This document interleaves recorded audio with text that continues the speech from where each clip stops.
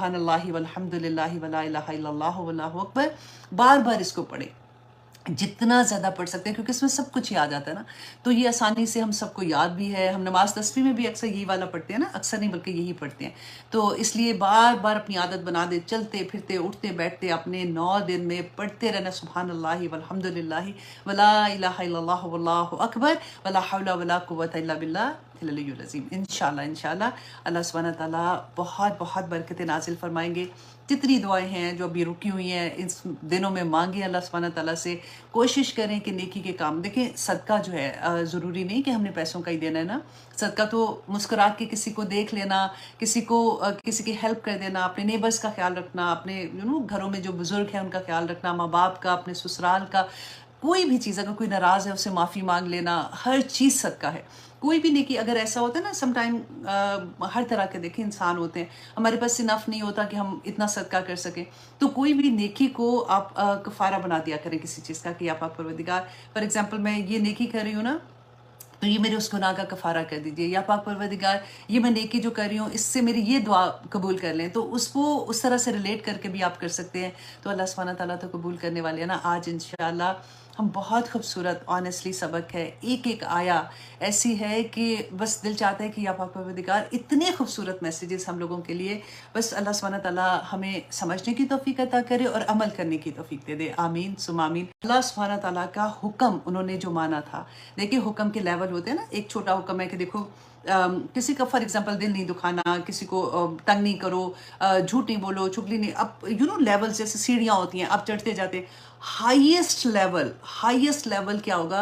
आप देखिए अपने बच्चे के लिए ना, अगर ये भी होता है ना कि इसको वो जहाद पे भेज दो, मुल्क के लिए कुर्बान कर दो, तो बच्चे जाते हैं, मतलब भेजते हैं ना माँ बाप अपने। लेकिन इस लेवल की बात कि अपने बच्चे को अपने हाथ से ज़बह करो, अल्लाह अकबर, हुक्म आ गया ना। वैसे उनको तो ख्वाब भी आया था, और वो बच्चा भी कितना सादतमंद था कि उसने भी कोई बात नहीं, तो उसने कहा अपने बाप को कि जो अल्लाह का हुक्म है, जो आपका आपको हुक्म हुआ है, आप कर गुजरिए। अब देखिए बच्चों को हमें ये बताना है कि देखो बेटा, जब अल्लाह सुब्हानहू व तआला ने इस लेवल का हुक्म दिया तो हज़रत इब्राहीम अलैहिस्सलाम ने क्या किया था, समीना व अताना, कि सुना और अतात कर दी। कोई बात नहीं, कोई चूंच रानी कि नहीं अल्लाह सुब्हानहू व तआला ये तो मेरी बुढ़ापे की औलाद, या पाक परवरदिगार मैं कैसे कर सकता हूँ, आप तो जानते हैं मैं इंसान हूँ, मतलब कोई बहाना नहीं। और अल्लाह सुब्हानहू व तआला ने फिर देखिए आज भी हमारे लिए क्या सबक है कि जब इस लेवल का कभी कोई मुकाम आ जाएगा ना, कि हमें फैसला करना पड़ जाए कि बच्चों की फॉर एग्जांपल अगेंस्ट करना पड़ जाए, या कभी हक का फैसला हो हमें करना पड़े और हमारे लिए बेइंतहा मुश्किल हो और हम सोचे कि ये कैसे करेंगे, आप ये याद रखिएगा कि अल्लाह सुब्हानहू व तआला उस मुश्किल में आपको डाल के आजमा रहे हैं ना। तो जैसे क्या हुआ था कि हज़रत इब्राहीम ने अपनी आंख खोली थी तो नीचे मैदा था ना, बच्चे को तो नहीं कुर्बान किया था। अल्लाह सुब्हानहू व तआला सिर्फ ये देखना चाहते हैं कि मेरा बंदा मानता है कि नहीं। उस वक़्त वो इरादे क्या करते हैं, अल्लाह सुब्हानहू व तआला पूरी चीज़ को फेर देते हैं, आसानियाँ कर देते हैं, लेकिन सिर्फ ये है कि हम अपने इरादे देखें, क्योंकि उसी का ही अजर अल्लाह सुब्हानहू व तआला अता करते हैं।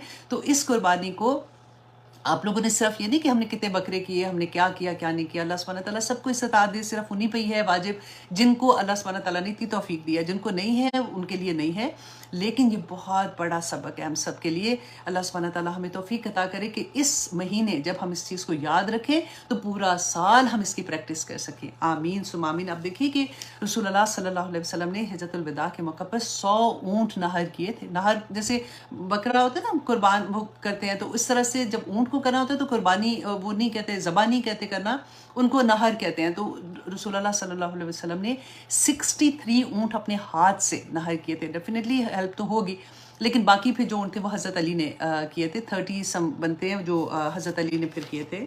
नंबर ऑफ उसके थे कि मैं आपको हदीस से सुना देती हूँ। सही मुस्लिम की हदीस है 1218 कि हिज्जतुल विदा के मौका पर रसूलुल्लाह सल्लल्लाहु अलैहि वसल्लम ने 63 ऊँट अपने हाथ से नहर किए, और जो बच गए थे जो कि 37 थे वो हज़रत अली को दिए और उन्होंने उनको नहर किया। और फिर हर ऊँट में से एक एक टुकड़ा गोश्त का मंगवा कर उससे हंडिया में डाला और उसको पकाया था। तो फिर हज़रत अली और रसूलुल्लाह सल्लल्लाहु अलैहि वसल्लम ने खुद खाया और उसका शोरबा पिया था। तो ये सही मुस्लिम की एक हदीस है जो मैं आपके सामने रख रही हूँ।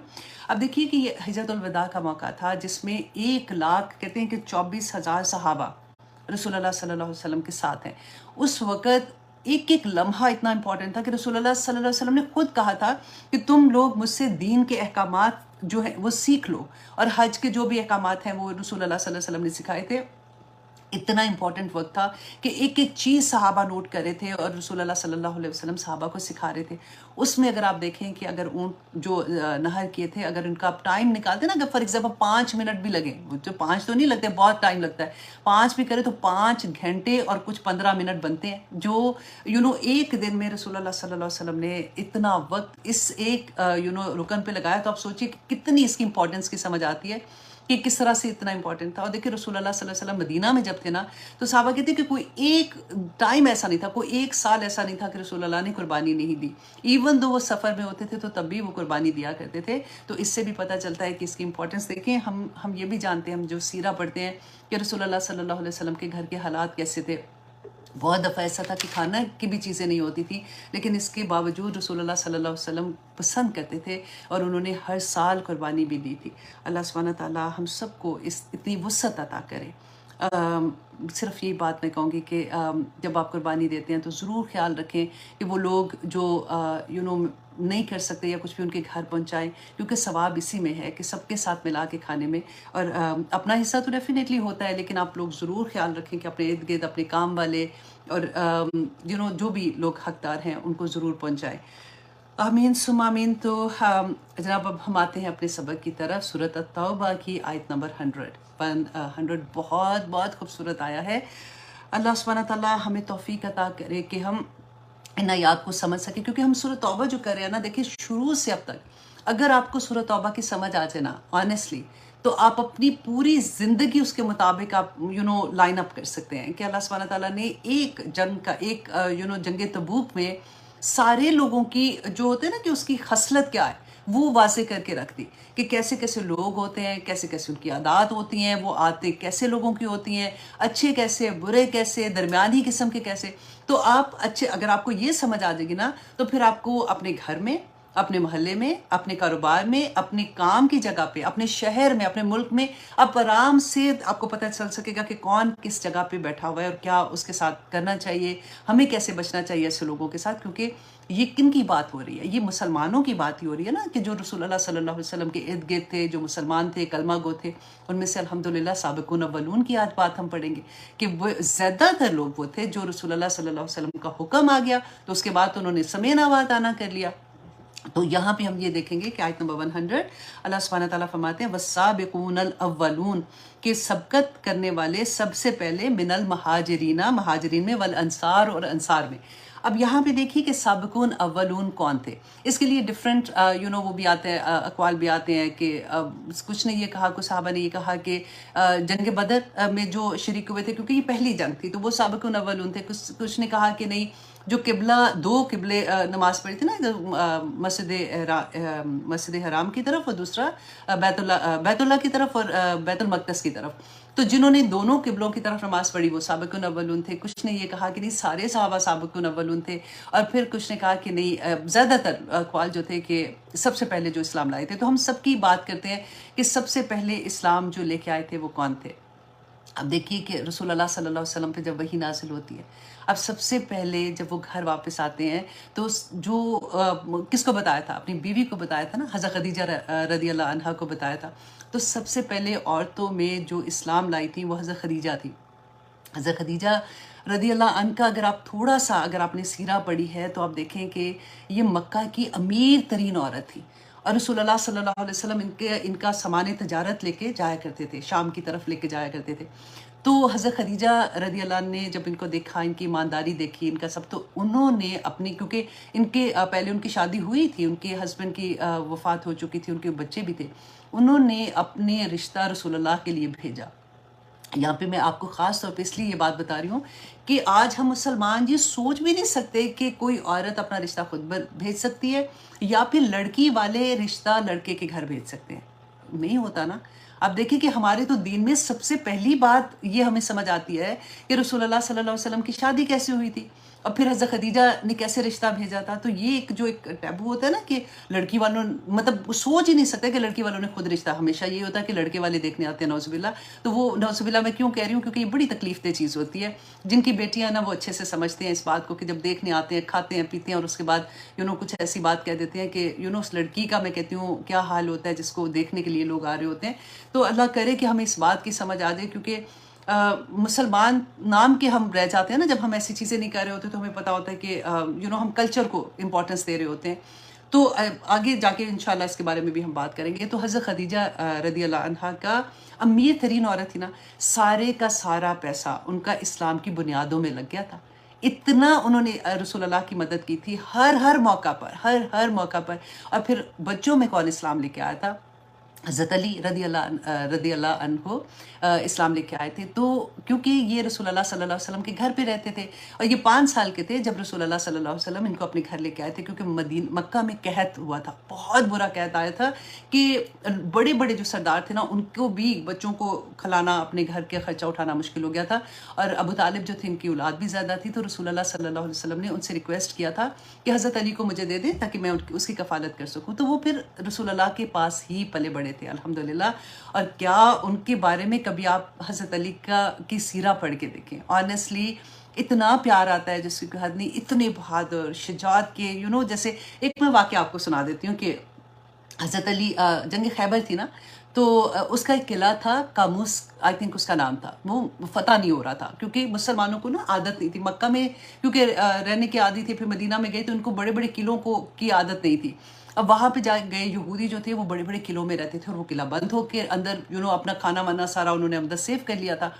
تو یہ قلعہ جو تھا یہ فتح نہیں ہو رہا تھا. تو رسول اللہ صلی اللہ علیہ وسلم نے فرمایا کہ میں کل ایک ایسے انسان کو جھنڈا دوں گا جو اللہ اور اس کے رسول سے محبت کرتا ہے اور اللہ اور اس کا رسول اس سے محبت کرتے ہیں. اچھا, اب سارے تو صحابہ کہتے ہیں کہ ہم سارے اپنے اپنے چلے گئے. آئی تھنک 1600 کے قریب لوگ تھے جو جنگ خندق میں جنگ یہ جو تھی جنگ ہوئی تھی قلعہ والی جو جنگ تھی جنگ خیبر میں سارے یہ ساتھ گئے تھے. اب حضرت عمر کی اتنی پیاری بات لگتی ہے کہ حضرت عمر کہتے ہیں کہ میں گھر تو چلا گیا, واپس اپنے خیمے میں گیا, تو میں سارا وقت یہ سوچتا رہا کہ صبح کس کی باری آئے گی. تو کہتے ہیں پہلی مرتبہ ایسا تھا کہ مجھے یہ لالچ ہوئی کہ مجھے یہ نبی صلی اللہ علیہ وسلم کل میرا نام لے. تو کہتے ہیں جب میں صبح اٹھ کے جلدی تیار ہو کے سب سے پہلے پہنچا وہاں پہ, سارے صحابہ وہاں پہ پہنچے. تو کہتے ہیں میں اونچا ہو کے بیٹھ رہا تھا تاکہ میں رسول اللہ کو نظر آؤں. وجہ کیا تھی؟ کیونکہ رسول اللہ صلی اللہ علیہ وسلم نے فرمایا تھا کہ وہ بندہ جسے اللہ اور اس کا رسول بھی محبت کرتے ہیں. تو رسول اللہ نے پوچھا کہ علی نظر نہیں آ رہے. تو انہوں نے کہا کہ ان کی آنکھ میں کوئی پرابلم ہے, جیسے آنکھ ان کی خراب ہے تو اس وجہ سے وہ نہیں آیا, درد ہے ان کو. تو رسول اللہ نے ان کو بلایا, اپنا لعاب دہن جو ہے وہ اس میں لگایا تو وہ ٹھیک ہو گئے. تو رسول اللہ صلی اللہ علیہ وسلم نے حضرت علی کو وہ جھنڈا دیا کہ ان کے ہاتھ پہ یہ فتح ہوگا.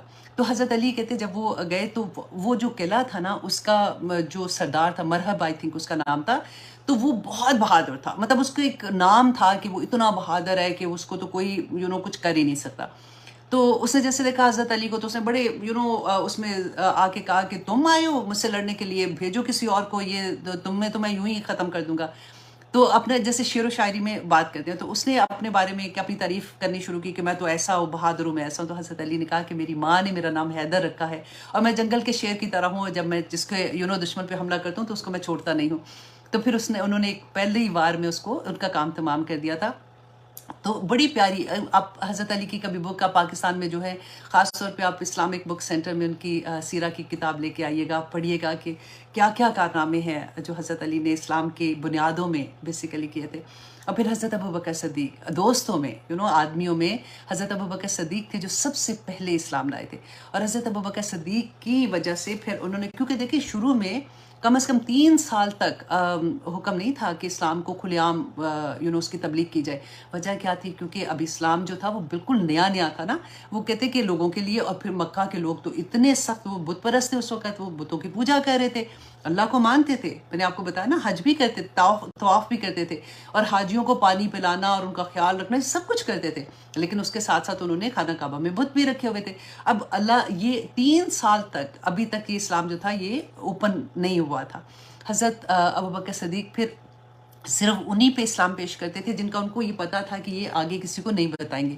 تو ان کی کوششوں کی وجہ سے حضرت ابوبکر صدیق، حضرت طلحہ، حضرت سعد بن ابی وقاص اور حضرت عبد الرحمن بن عوف اور حضرت زبیر بن عوام جو ہے یہ اسلام لائے تھے. تو رسول اللہ صلی اللہ علیہ وسلم کی سے اتنی محبت کرتے تھے، کیونکہ یہ جب تجارت کے لیے جاتے تھے نا حضرت خدیجہ کا سامان لے کے، تو راستے میں کیونکہ حضرت ابوبکر بھی تجارت کرتے تھے، تو راستے میں ان کی آپس میں بات کرنا، ان کی دوستی ہوگی، تو پھر دوستی اتنی مضبوط ہو گئی تھی کہ دن رات کی دوستی جیسے ہوتی ہے نا ویسے تھی. تو اب کیا ہوا کہ جیسے 3 سال کے بعد حکم آ گیا کہ اب اسلام کو اوپن کر دو، اب لوگوں میں یہ پیغام دے دو. اور جیسے ہی مکہ کے لوگوں کو اب پتہ چلا، اب وہ ظلم کرنا شروع ہو گئے ان لوگوں پہ جو اسلام کا نام بھی لے رہے تھے، کہ جو یہ کہہ رہے تھے کہ بتوں کی پوجا نہیں کرو. اب حضرت ابوبکر صدیق کے چچا کا بیٹے تھے طلحہ. تو مشرکین مکہ نے پتہ کیا کیا، ایک دن ان کو دونوں کو جیسے ایک کا منہ ادھر کر کے نا رسی سے باندھ دیا اور اتنا مارا جس کی کوئی حد نہیں. لیکن ایک ہی بات بس کہتے ہیں کہ دیکھیں وہ زمانہ ایسا نہیں تھا کہ کوئی کہتا کہ میں مسلمان ہوں تو اس کی کوئی بڑی تعریف ہونی تھی یا اس کو کوئی ہار پہنائے جانے تھے. اتنا ظلم ہوتا تھا، خاندان چھوڑ دیتا تھا، ماں باپ چھوڑ دیتے تھے، وہ تو چھوڑنا تو اور بات ہے، باقاعدہ ظلم ہوتا تھا، مارا جاتا تھا. اس کے باوجود یہ لوگوں کو اللہ سبحانہ تعالیٰ جو سابقون الاولون ہیں، جن کے آگے ہم تعریف بھی پڑھیں گے کہ ان کو کیا انعامات دیا، اب دیکھیں تو صحیح ان کی قربانیاں کیا تھی. کہ حضرت ابوبکر صدیق پھر اس کے بعد جیسے وہ گھر واپس آتے ہیں اور آ کے انہوں نے ان کی اس وقت تک ان کی جو مدر تھی وہ اسلام نہیں لائی تھی، انہوں نے ان کو بڑا سمجھایا. ان کے فادر بھی ان کو کہا کرتے تھے کہ یہ تم کیا کرتے ہو، کیونکہ یہ ہر جمعے کو ایک جو غلام آزاد کراتے تھے، جو بھی جن پہ ظلم ہوتا تھا اس کو آزاد کرا دیتے تھے تاکہ اس پہ ظلم نہ ہو. اللہ اکبر. آپ حضرت ابوبکر صدیق کا ایک اور واقعہ اتنا پیارا آتا ہے کہ ایک دن رسول اللہ صلی اللہ علیہ وسلم جب یہ اناؤنس ہو گیا کہ اب تم اوپنلی اسلام کا بتاؤ لوگوں کو، تو لوگوں نے دیکھا کہ ایک دن خانہ کعبہ میں رسول اللہ صلی اللہ علیہ وسلم اکیلے آئے ہیں. تو مشرکین مکہ وہاں پہ بیٹھے ہوئے تھے، انہوں نے موقع جانا اور ان کے اوپر حملہ کر دیا.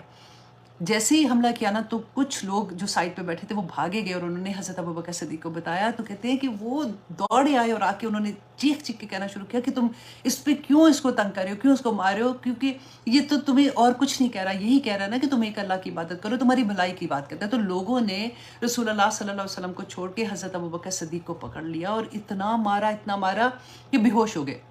جب انہوں نے دیکھا کہ بالکل ختم ہو گئے تو پیچھے ہٹے، تو کچھ لوگ جو تھے وہ ان کو اٹھا کے ان کے گھر لے کے آئے.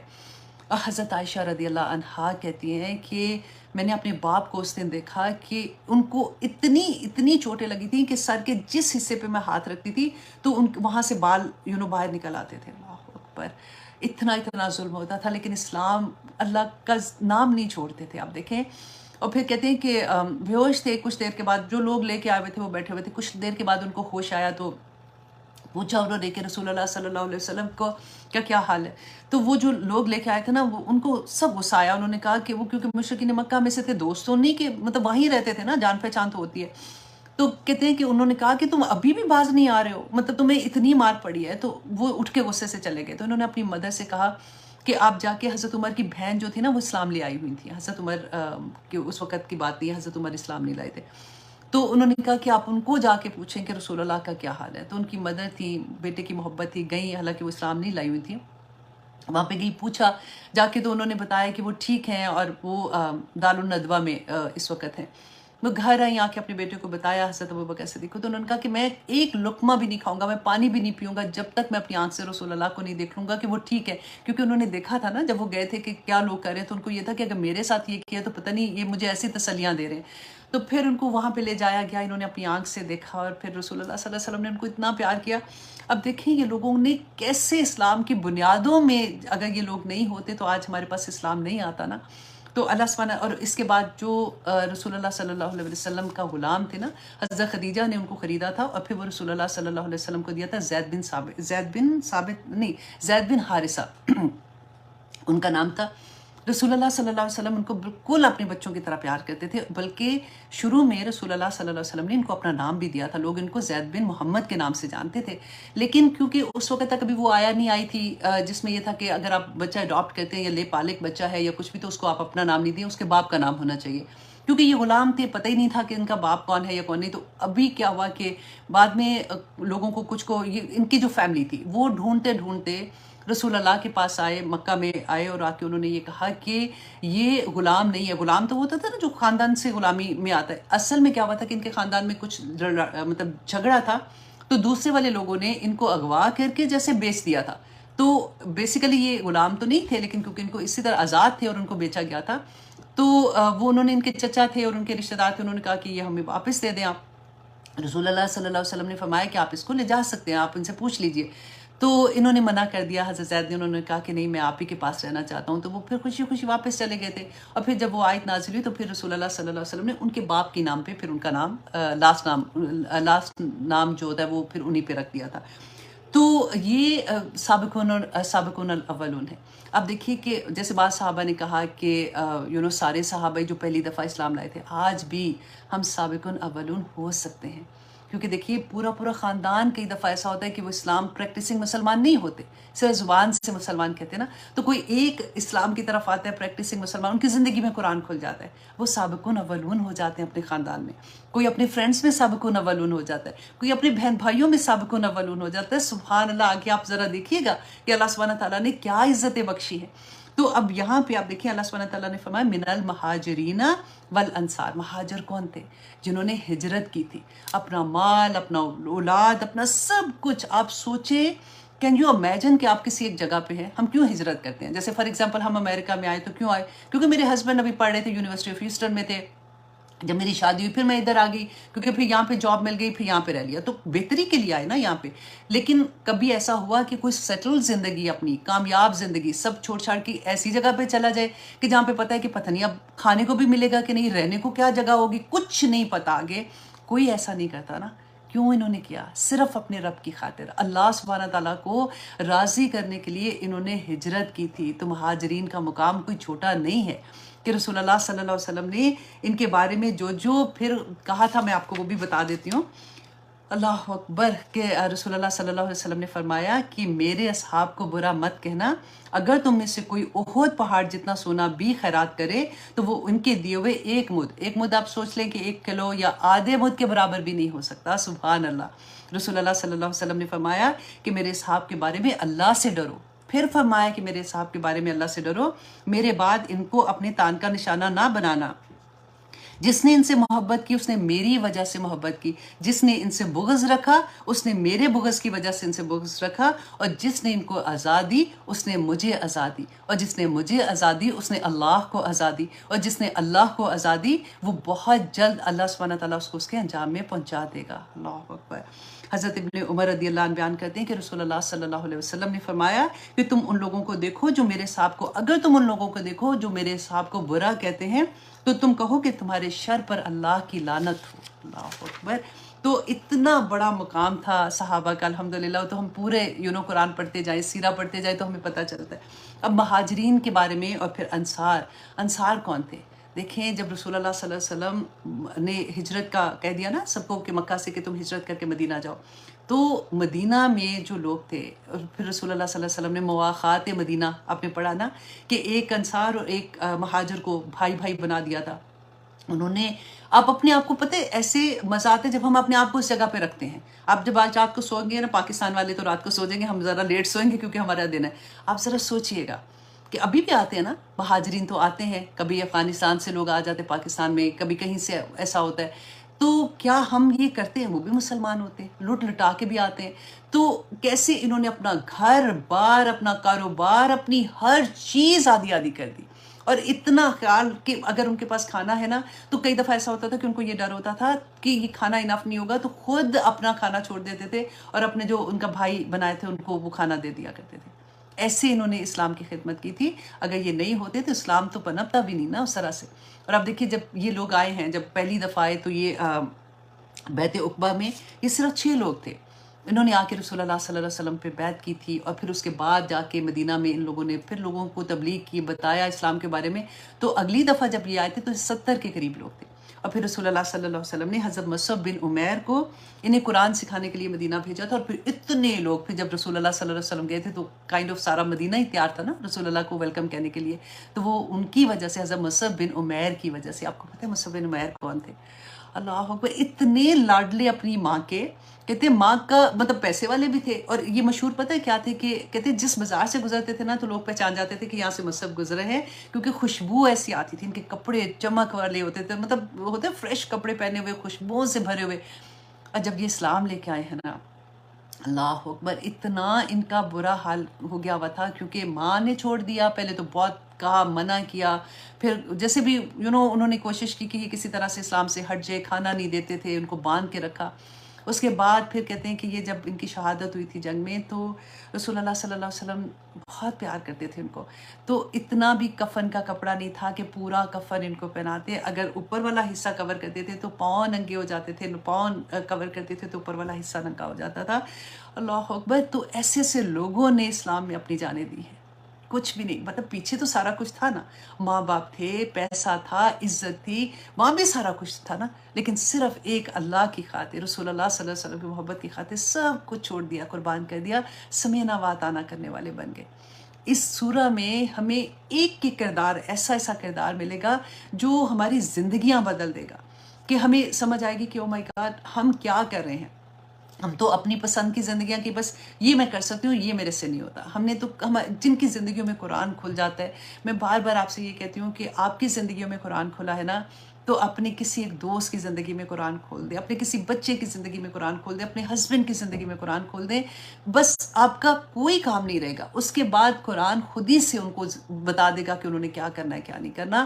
بڑے نصیب والے وہ لوگ ہوتے ہیں الحمدللہ. آپ اپنے آپ کو دیکھیے کہ جن کی زندگیوں میں قرآن کھل جاتا ہے. سبحان اللہ. اللہ سبحانہ تعالیٰ ہم سب پہ اپنی رحمتیں کرے. اللہ اکبر. اور آگے دیکھیے اللہ سبحانہ تعالیٰ فرماتے ہیں، اب یہ والی آیا بڑی پیاری ہے، کیونکہ یہ ایسے لگتا ہے کہ ہمارے بارے میں اللہ سبحانہ تعالیٰ نے فرمایا کہ والذین، اور وہ لوگ جو اتبعوہم، والذین اتبعوہم، اور وہ لوگ جنہوں نے پیروی کی ان کی بِإحسان، احسان کے ساتھ. احسان کے ساتھ، احسان کس کو کہتے ہیں؟ کہ جو حق سے زیادہ دے دینا، جتنا کرنا تھا نا انہوں نے اس سے بھی زیادہ کوشش کی کہ ان کی پیروی کی. کن کی؟ صحابہ کی، جو سابقون اولون تھے، ان کی پیروی کی. تو پیروی کرنے والے تو دیکھیں نا، جب تک دنیا ہے اور جو بھی پیروی کرتے رہیں گے وہ اسی میں ہی آ جائیں گے نا. تو آپ صرف اتبعو جو ہے نا، اس کو آپ انڈر لائن کریں. اب ہمیشہ جب کلاس میں ہوتے ہیں نا، اپنے مصحف ضرور کھولا کریں سامنے رکھ کے. پھر آپ جب سنیں گے نا، آنیسٹلی آپ کو جو سمجھ آئے گی، اور پھر جو دل میں بات آتی ہے نا، وہ کمال ہوتا ہے کہ پھر بندہ عمل کرنا بہت آسان ہو جاتا ہے. تو آپ کو میں کیا کہہ رہی تھی کہ آپ نے اتبعوہم، اس کو اپنے سرکل کرو کہ اتباع کس کی. آج میں اپنے آپ سے میں کویسچن کروں کہ میں کس کی اتباع کر رہی ہوں، رائٹ؟ مجھے کس کی اتباع کرنا پسند ہے، یہ کویسچن میں اپنے آپ سے پوچھوں کہ مجھے کون سا لائف سٹائل پسند ہے، میں کس کی طرح بننا چاہتی ہوں. آج ہم نے اپنے ہیروز ہی بدل دیے.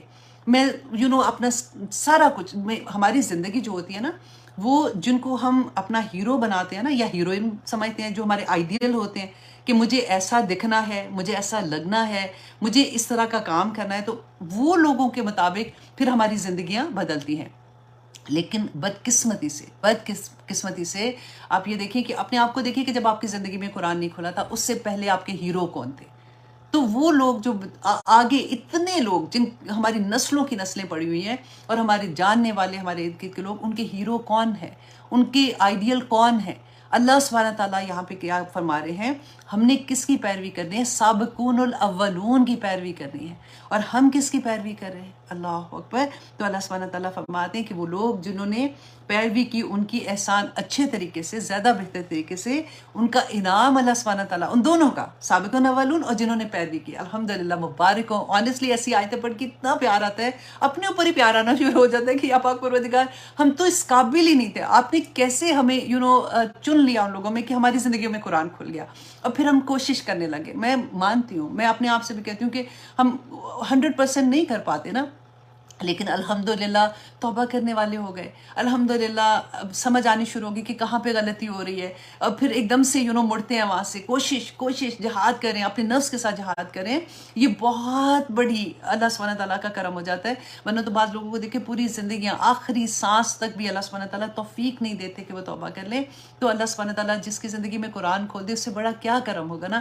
اب اس کا انعام آپ دیکھیں کہ جو صحابہ کی پیروی کر رہے ہیں، جو ان کی پیروی کر رہے ہیں، جو سابقون اولون ہے، اللہ سبحانہ تعالیٰ فرماتے ہیں رضی اللہ عنہم ورضوا عنہ، کہ اللہ ان سے راضی اور وہ اللہ سے راضی. سبحان اللہ. وہ اللہ سے راضی کہ اللہ سبحانہ تعالیٰ تیرا ہر حکم جو جو کچھ آپ نے کہا ہے نا، اللہ سبحانہ تعالیٰ مجھے سمینا و اطاعنا کرنے والا بنا دے، اور اللہ سبحانہ تعالیٰ اس سے راضی.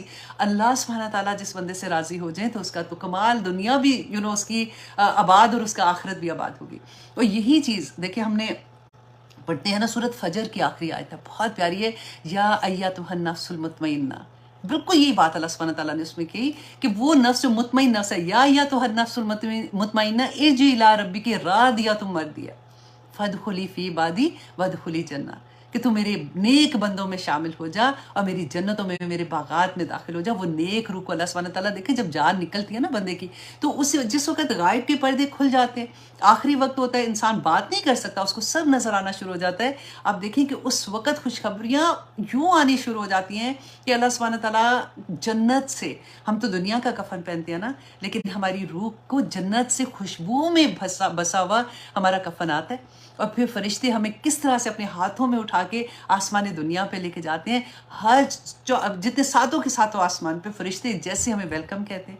پھر اللہ سبحانہ تعالیٰ ان کو کہتے ہیں ان کو میرے نیک بندوں میں شامل کر دو. سبحان اللہ، ایسی ایسی اللہ سبحانہ تعالیٰ نے خوشخبریاں دی ہوئی ہیں کہ کیا دنیا کی زندگی میں تم نے عمل کرنے ہیں، اور پھر اس کی وجہ سے اللہ سبحانہ تعالیٰ ہمیں کیا کیا انعام دیں گے. کون کہتا ہے کہ بھئی آخرت میں پتہ چلے گا کیا ہونا ہے؟ نہیں، پتہ ہے، دنیا میں پتہ ہے. اللہ سبحانہ تعالیٰ نے ایک ایک آیت کو آپ کھول کے دیکھیں تو سارا کچھ بتا دیا ہوا ہے، کوئی بات ہماری چھپی ہوئی نہیں ہے کہ ہمیں بعد میں پتہ چلے گا. بتا دیا اللہ سبحانہ تعالیٰ نے. اگر تم منافق والے کام کرو گے تو پھر تمہارا دنیا میں بھی کیا حال ہوگا. پڑھا تھا نا کہ مت تم پریشان ہونا ان لوگوں کو دیکھ کے کہ ان لوگوں کو اللہ نے اتنا دیا ہوا ہے، یا ان کو تو کوئی اثر ہی نہیں ہوتا، یہ تو غلط کام کرے، میں ان کو اولاد اور مال کیوں دے رہا ہوں تاکہ اسی سے ان کو عذاب دوں. بتا دیا نا اللہ سبحانہ تعالیٰ نے. اور پھر اللہ سبحانہ تعالیٰ نے فرمایا کہ میرے مومن بندے جو جہاد کر رہے ہیں، جو اپنے نفس سے جہاد کر رہے ہیں، ان کو ٹیمپٹیشن ہوتی ہیں دنیا میں، لیکن اپنے آپ کو روک رہے ہیں، اپنے آپ کو اللہ سبحانہ تعالیٰ کے احکامات پہ چلانے کی کوشش کر رہے ہیں، رضی اللہ عنہم ورضوان، کہ اللہ ان سے راضی اور وہ اللہ سے راضی ہو جاتے ہیں. اور واللہ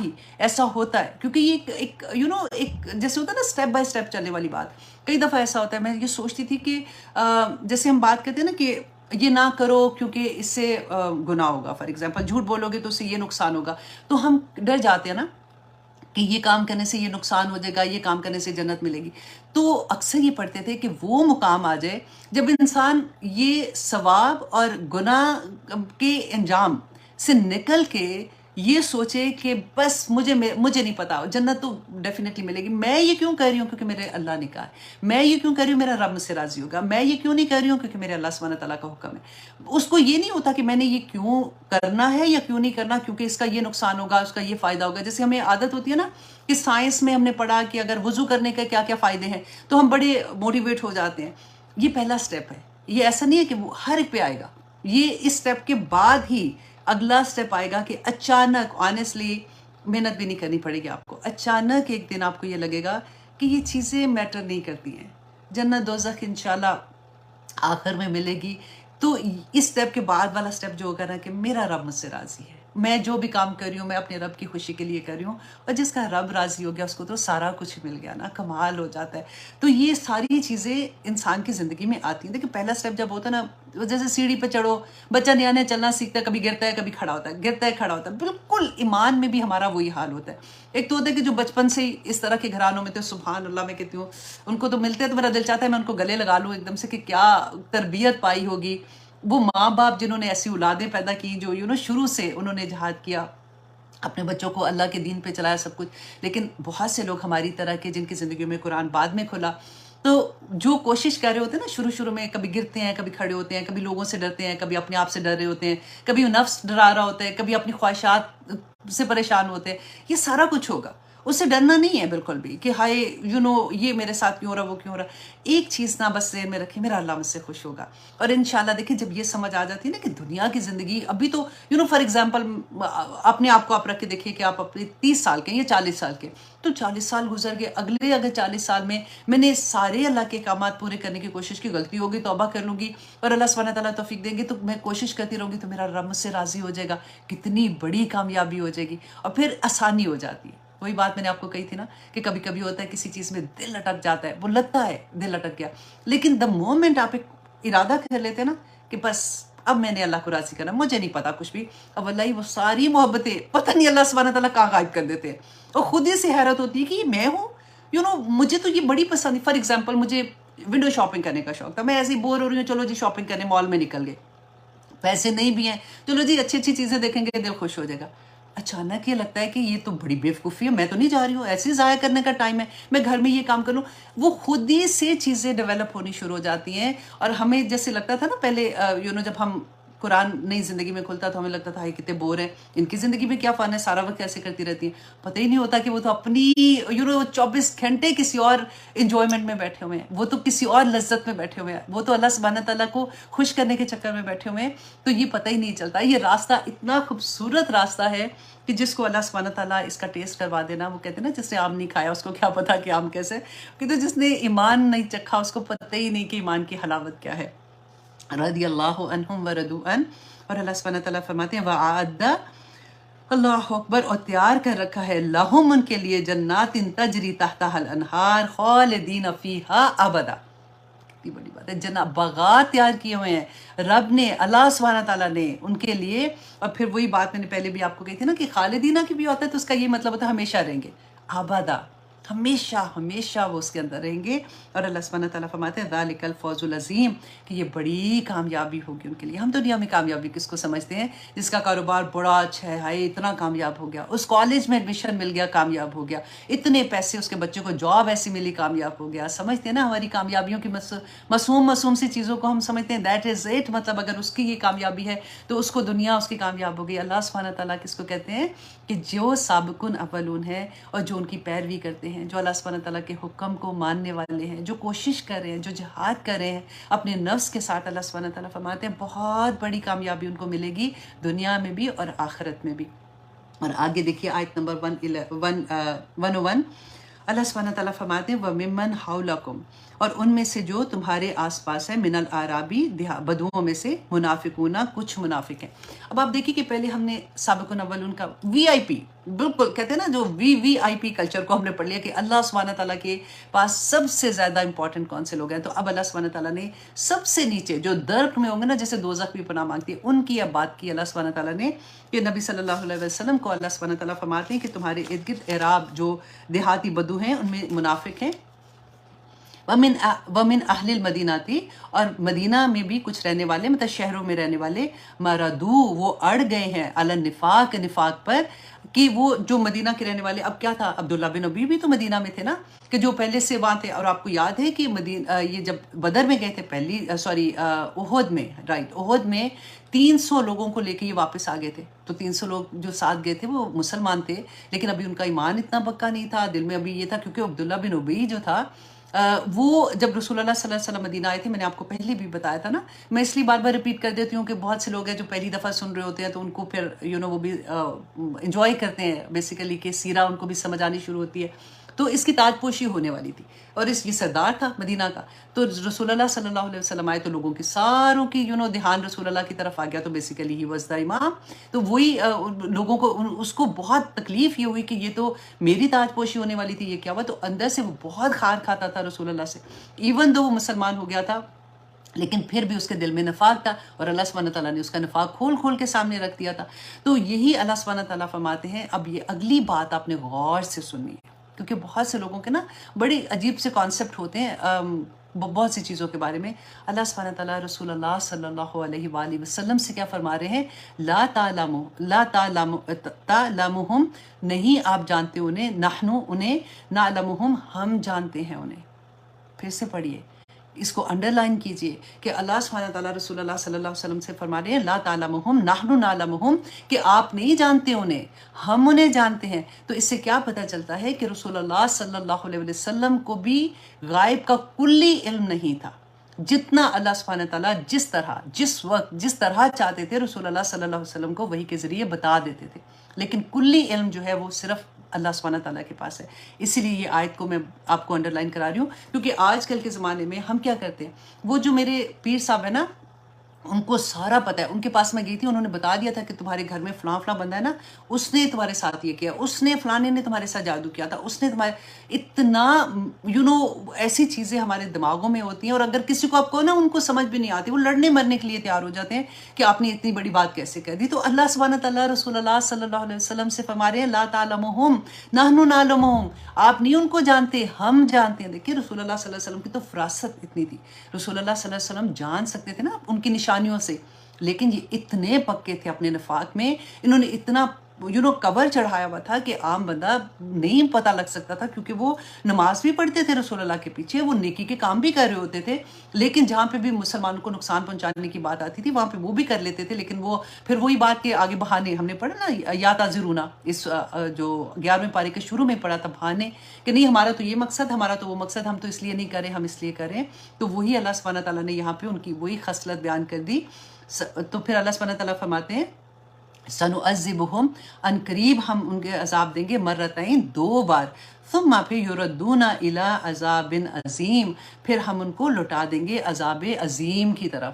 اب دیکھیے کہ پہلے ان کو اللہ سبحانہ تعالیٰ نے فرمایا کہ 2 عذاب ملیں گے، پھر تیسرا ثم پھر ان کو جو آخرت کا عذاب ہے نا پھر ملے گا. تو یہ 2 عذاب کون سے ہیں؟ اس کے بارے میں بھی صحابہ کے ڈفرینٹ اقوال ملتے ہیں ہم لوگوں کو، کہ جس میں زیادہ تر میں جو پڑھی تھی کہ ان میں یہ تھا کہ دیکھیں دنیا میں ان کو کیا عذاب ملے گا، کہ ان کو ان کے جو ہم نے وہ آیت 2 دفعہ پڑھی نا سورۃ توبہ میں کہ ان کو اولاد اور ان کے مال سے عذاب دوں گا، اور ان کی وہ حالت جو تھی. اور پھر دوسرا عذاب کون ہوگا؟ جو قبر کا عذاب ہوگا، کیونکہ ابھی آخرت کا عذاب تو پھر سما والی کے بعد آتا ہے نا، کہ ان کو قبر میں بھی عذاب دیا جائے گا جو وہ دنیا میں عمل کرتے تھے. اللہ اکبر. اور آگے دیکھیے آیت نمبر 102 میں اللہ سبحانہ تعالیٰ فرماتے ہیں وآخرون، اور کچھ دوسرے بھی ہیں، اعترفوا، جنہوں نے اعتراف کیا بذنوبہم، اپنے گناہوں کا. اب یہاں پہ آپ پھر سے انڈر لائن کیجیے اعترافو کو، کیونکہ یہ چیز سمجھنی بہت ضروری ہے اس آیہ میں کہ اللہ سبحانہ تعالیٰ نے فرمایا، پہلے تو بتا دیا نا کہ سابقون اولون کون ہے، اور پھر جو ان کی پیروی کرتے ہیں، پھر اس کے بعد بتا دیا کہ یہ منافق جو یہ اڑ گئے اپنے نفاق میں، اور یہ کون لوگ ہیں. اور اب اللہ سبحانہ تعالیٰ فرما رہے ہیں کہ کچھ اور بھی لوگ ہیں. اب دیکھیں یہ سارا کچھ ہمیں سمجھ آ جاتا ہے نا، پورا ایمان کا لیول کھل جاتا ہے کہ کس لیول پہ ایمان ہوتا ہے. اور یہ کیونکہ سارے مسلمانوں کی ڈفرینٹ طرح سے اللہ سبحانہ تعالیٰ بیان کرے نا، کہ انہوں نے اعتراف کر لیا اپنے گناہوں کا، خلقو، انہوں نے ملا دیے عملاً، کچھ عمل صالحہ نیک، و آخرہ، اور دوسرے سیئہ، اور کچھ اپنے برے اعمال. کہ یہ اب کون سے لوگ تھے جنہوں نے اپنے خلط ملت کر دیے اپنے نیک اعمال اور اپنے برے اعمال. ایسے نہیں لگتا کہ ہمارے بارے میں بات ہو رہی ہے کہ نیک اعمال بھی تھے اور برے اعمال بھی تھے، سب غلط ملت ہو گئے. اور پھر آگے دیکھیے گا کہ اللہ سبحانہ تعالیٰ کی محبت کی انتہا ملے گی ہم لوگوں کو، کہ یہاں پہ سب سے پہلے تو انہوں نے اعتراف کیا. یہ کون سے لوگ تھے؟ جب جنگ تبوک کے لیے نکلے تھے نا صحابہ، جو پیچھے رہ گئے تھے، اللہ سبحانہ تعالیٰ نے فرمایا کہ یہ جو منافق ہیں یہ پیچھے رہ گئے. ان میں سے کہتے کہ 10 ایسے صحابہ تھے جو منافق نہیں تھے، لیکن اپنی سستی کی وجہ سے وہ نہیں گئے. اب آپ نے یہ بھی غور کرنا ہے، تھے صحابہ نیک، ایمان تھا، اسلام بھی تھا، سب کچھ تھا، لیکن سستی کی وجہ سے رسول اللہ کے حکم کو ماننے سے پیچھے رہ گئے تھے. اب کیا ہوا کہ اللہ سبحانہ تعالیٰ نے فرمایا کہ ایسا ممکن ہے، اصل اللہ ممکن ہے کہ اللہ ان یتوب علیہم، کہ وہ مہربان ہو ان پر، ان اللہ غفور الرحیم، کہ اللہ بخشنے والا اور رحم کرنے والا ہے. اب کیا ہوا تھا کہ یہ جو صحابہ تھے نا، جو 10 میں سے 7 صحابہ جو تھے، جیسے ان کو پتہ چلا کہ رسول اللہ صلی اللہ علیہ وسلم واپس آ رہے ہیں تبوک سے، تو ان کو ایک دم سے گلٹ ہونا شروع ہو گیا، کیونکہ 15 دن کا سفر تھا جانے کا، 15 دن کا آنے کا، اور 20 دن رسول اللہ صلی اللہ علیہ وسلم وہاں پہ رہے تھے. اب اس کے بعد جیسے واپسی کا وقت آیا، ان کو پتہ چلا کہ مسلمان واپس آ رہے ہیں کامیابی کے ساتھ، تو اب ان کو تو پریشانی لگ گئی کہ یہ ہم سے کیا گناہ ہو گیا، ہم نے کیا کر لیا، ہم تو سستی کے ہمارے پیچھے بیٹھ گئے. تو انہوں نے، ایک صحابی تھے ابو لبابہ ان کا نام تھا، تو ابو لبابہ رضی اللہ عنہ جو تھے، وہ اور ان کے ساتھ جو تھے نا، یہ انہوں نے مسجد نبوی میں جا کے اپنے آپ کو ستونوں کے ساتھ باندھ دیا، رسیوں کے ساتھ باندھ دیا، اور رونا بالکل کہ اب ہمیں تو جب تک رسول اللہ نہیں کھولیں گے ہم نے یہاں سے نہیں جانا، اور ہم بس اپنے آپ کو بیسیکلی اپنے جو گناہ ہو گیا تھا، رسول اللہ کی بات نہیں مانی تھی، اس کا کفارہ کرنے کے لیے کہہ رہے تھے. تو انہوں نے کہا کہ جب تک رسول اللہ ہمیں نہیں کھولیں گے ہم نے نہیں یہاں سے اپنے گھر میں جانا، اور بس ہم بھوکے پیاسے نہ کھانا کھائیں گے نہ کچھ کریں گے، بس اپنے آپ کو انہوں نے اس طرح سے کر لیا. اب رسول اللہ کی عادت تھی جب وہ واپس آتے تھے تو مسجد نبوی میں 2 نفل پڑھتے تھے، تھوڑی دیر بیٹھتے تھے صحابہ سے بات کر کے، پھر وہ گھر جاتے تھے. رسول اللہ نے پوچھا صلی اللہ علیہ وسلم کہ یہ کون لوگ ہیں؟ انہوں نے کیوں اپنے آپ کو باندھا ہوا ہے؟ تو صحابہ نے بتایا کہ یہ ابو لبابہ ہیں اور ان کے دوست ہیں، یہ وہ لوگ ہیں جو تبوک میں نہیں گئے تھے، تو انہوں نے اپنے آپ کو مطلب ان کو احساس ہوا کہ ان سے غلطی ہوگی، تو انہوں نے اپنے آپ کو سزا کے طور پہ باندھا ہے۔ اور وہ یہ کہہ رہے ہیں کہ جب تک رسول اللہ ہمیں نہیں کھولیں گے، ہم نے نہ کھانا ہے نہ پینا ہے، ہم اسی طرح سے اپنے آپ کو سزا دیتے رہیں گے۔ رسول اللہ صلی اللہ علیہ وسلم نے فرمایا کہ میں ان کو نہیں کھولوں گا جب تک مجھے اللہ کی طرف سے وحی نہیں آ جاتی، اللہ کی طرف سے اجازت نہیں آ جاتی، کیونکہ آپ کو یاد ہے نا کہ راستے میں وحی آ رہی تھی منافقین کے بارے میں، آپ نے سے بات نہیں کرنی، استغفار نہیں کرنا، جنازے پہ نہیں کرنا جانا، ان کے وہ ساری وحی تو آ رہی تھی۔ اب یہ ان کا فیصلہ کیا کرنا تھا؟ رسول اللہ صلی اللہ علیہ وسلم نے فرمایا کہ اللہ سبحانہ تعالیٰ مجھے کہیں گے، اب وہ واپس چلے گئے، اب یہ پوری رات اپنے آپ کو باندھے رکھا انہوں نے۔ جب فجر میں جب رسول اللہ اٹھے ہیں تو پھر جب یہ آیا نازل ہوئی تو پھر رسول اللہ صلی اللہ علیہ وسلم آئے اور انہوں نے کھولا، اور انہوں نے پھر اب آگے ہم دیکھتے ہیں کہ اللہ سبحانہ تعالیٰ فرماتے ہیں خذ تو لے لیجئے من اموالہم، ان کے مالوں میں سے صدقتن، صدقہ کیوں لینا ہے؟ تو طاہرہم، تاکہ آپ پاک کریں انہیں، وتزکیہم، اور آپ ان کا تزکیہ کریں، بہا، اس کے ساتھ، وصلی علیہم، اور ان کے لیے دعائیں مغفرت کریں، وصلی علیہم، اور ان کے لیے مغفرت کی دعا کریں، انا، بے شک، صلاتکا، آپ کی نماز، آپ کی دعا، ساکنن لہم، کہ سکون کا ذریعہ ہے ان کے لیے، واللہ سمیع علیم، کہ اللہ سننے والا اور جاننے والا ہے۔ اب کیا ہوا کہ جب رسول اللہ صلی اللہ علیہ وسلم نے ان کو کھولا، انہوں نے معافی مانگی، روئے، اور اس کے بعد گھر گئے اور سارا سامان اپنا اٹھا کے لے آئے کہ بس یہ آپ کسی طرح سے ہم سے راضی ہو جائے، یہ ہم صدقہ دیتے ہیں، اپنے گناہ کا کفارہ کرتے ہیں کہ اس کو آپ اللہ کی راہ میں لے لیں۔ تو رسول اللہ صلی اللہ علیہ وسلم نے کہا کہ نہیں، 1/3 اس میں سے لیا تھا، کیونکہ یہ آیت نازل ہو گئی تھی کہ آپ ان سے صدقات لے لیں۔ پہلے تو منع کیا تھا نا کہ جو نہیں گئے تھے منافق، ان سے صدقات نہیں لینے، ان سے کوئی چیز نہیں لینی، ان سے آپ بات نہ کریں، اب آپ ان کے ساتھ سختی کریں، وَغْلُظْ عَلَيْهِمْ، اور وہ ساری والی آیت آ گئی تھی۔ تو اب یہاں پہ اللہ سبحانہ تعالیٰ دیکھیں، قربان جاؤں، کہ وہ لوگ، اب دیکھیں، غور کریں کہ منافق پیچھے رہے تھے تو یہ صحابہ بھی تو پیچھے رہے تھے نا، یہ جن کے بارے میں ہم پڑھے ہیں، ان کے بارے میں اللہ سبحانہ تعالیٰ اتنا کرم کیوں کر رہے ہیں؟ کیونکہ یہ جو میں نے آپ کو کہا تھا انڈر لائن کریں، اعتراف، انہوں نے اعتراف کر لیا فوراً، گناہ جو ان سے غلطی ہوئی اس کا فوراً انہوں نے اعتراف کر لیا، کیونکہ توبہ کی شرط ہے، سب سے پہلی توبہ کی شرط ہے کہ انسان اپنے آپ سے پہلے اس کا اعتراف کرے، کہ میں پہلے مانے کہ مجھ سے یہ گناہ ہوا ہے۔ ہم کیا کرتے ہیں کہ نہیں اللہ معاف کر دے گا، اور وہی گناہ دوبارہ سے بھی کر رہے ہوتے ہیں۔ اور اس کی توبہ کی شرائط ہے کہ پہلے اس کو اس بات کی ندامت ہو کہ میرے سے یہ گناہ ہو گیا، دوسرا یہ کہ وہ پھر پختہ عزم کرے کہ میرے سے یہ گناہ، فار ایگزامپل میں نے چگلی لگا لی فار ایگزامپل کسی کی، تو پھر مجھے اتنی ندامت ہو گھر آ کے کہ میں تو رونا ہی شروع ہو جاؤں کہ یا پاک پروردگار، آج پھر پارٹی میں یہ غلط ہو گیا کام، میں کیوں گئی تھی، میں نے کیوں یہ بات کہی، مجھے نہیں کرنی چاہیے تھی، احساس ہو گیا نا، اور اس کے بعد پختہ ہے کہ اب نہیں کروں گی، رائٹ، اب اللہ سبحانہ تعالیٰ مجھے معاف کر دے، اب نہیں کروں گی، اور اس کے بعد یہ ارادہ کر لے کہ کچھ بھی ہو جائے میں اپنے ارادے کو نہیں ختم کرنے والی ہوں۔ آپ کو پتہ ہے ارادے ٹوٹتے ہیں،